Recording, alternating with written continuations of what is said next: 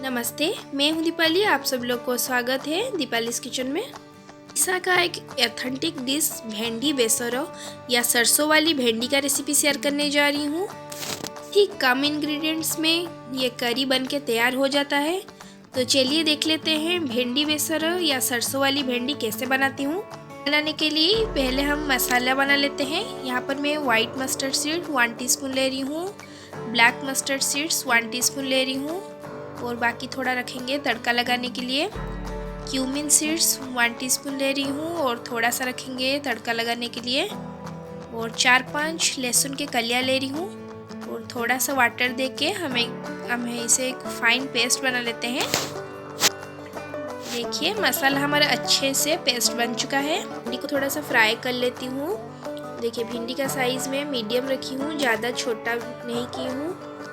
Oil को गर्म होने छोड़ दी थी और ऑयल भी मेरा गर्म हो चुका है। अभी मैं भिंडी को फ्राई कर लेती हूँ। अभी थोड़ा सा सॉल्ट डाल रही हूँ ताकि भिंडी हमारा सॉफ्ट बन जाए।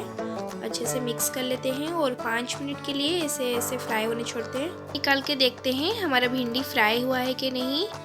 देखिए हमारा भिंडी सॉफ्ट बन चुका है और फ्राई भी अच्छे से हो गया है। अभी हम फ्लेम को लो में रखते हैं और इसे निकाल देते हैं।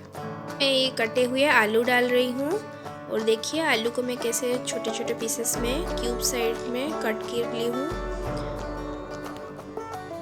फ्लेम को हमेशा मीडियम में रख के ही फ्राई कीजिए ताकि ये थोड़ा सा अच्छे से अंदर से भी पक जाए। तो मैं थोड़ा सा सॉल्ट भी डाल रही हूँ ताकि हमारा आलू जल्दी सॉफ्ट बन जाए। देखिए 5 मिनट हो गया है और हमारा आलू भी अच्छे से फ्राई हो चुका है। अभी मैं फ्लेम को लो में कर देती हूँ और आलू को निकाल देती हूँ।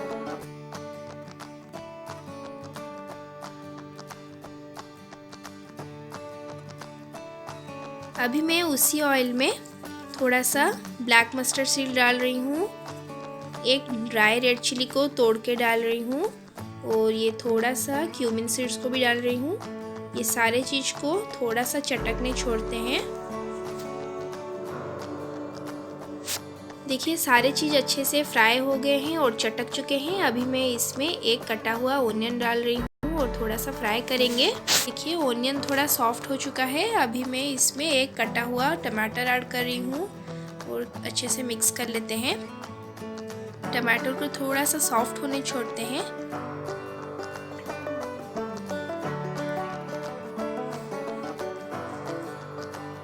इसके लिए मैं थोड़ा सा इधर सॉल्ट डाल रही हूँ ताकि टमाटर और ओनियन जल्दी से सॉफ्ट बन जाए।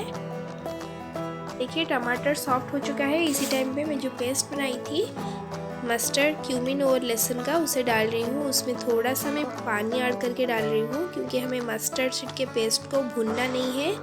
भुनेंगे तो वो कड़वा लगता है।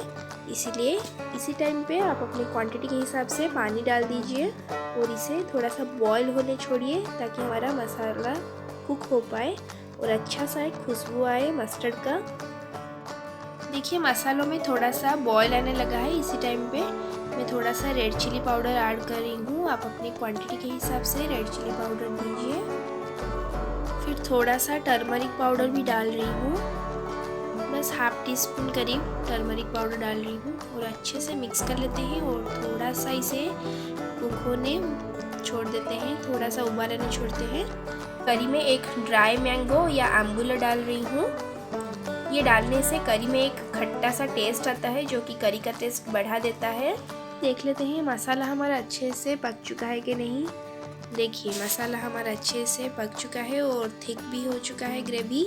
इसी टाइम पे मैं ये फ्राई करके रखी थी भिंडी और आलू उसे दे देती हूँ और थोड़ा सा ग्रेवी के साथ मिक्स होने छोड़ते हैं ताकि भिंडी और आलू सॉफ्ट हो जाए और मसाला भी भिंडी और आलू में घुल मिल जाए।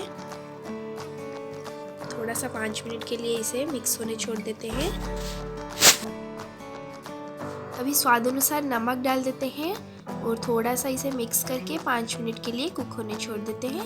कर लेते हैं हमारा भिंडी बेसर या सरसों वाली भिंडी तैयार हुआ है कि नहीं। देखिए भिंडी बेसर हमारा बनके तैयार है और ग्रेवी भी थिक बन चुका है। अभी मैं कुछ कटे हुए कोरिएंडर लीव्स डाल रही हूँ और गैस की फ्लेम को बंद कर लेती हूँ और इसे एक सर्विंग बाउल में निकाल देती हूँ। देखिए, तो देखिए तैयार हो गया चटपटा और खट्टा भिंडी बेसरा। आप इसे राइस के साथ खाइए, बहुत अच्छा लगता है। जरूर ट्राई कीजिए और आपका फीडबैक मुझे कमेंट सेक्शन में लिख के भेजिए।